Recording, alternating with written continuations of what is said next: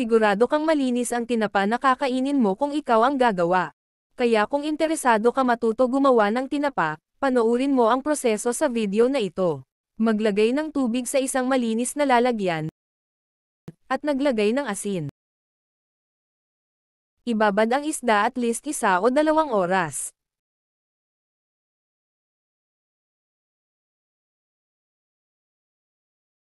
Alisin ang tubig, at wag nang hugasan. Magpakulo ng tubig sa kaserola.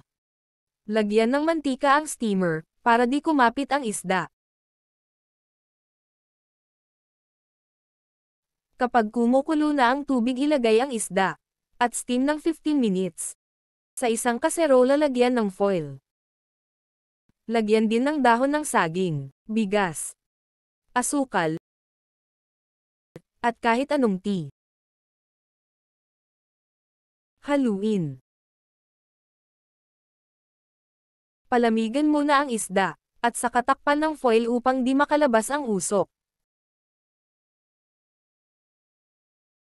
Pausukan sa loob ng 35 minutes. Pagkatapos lang ng ilang minuto, meron ka ng masarap at malinis na tinapa. Kung umabot ka sa dulo ng video ko, maraming salamat.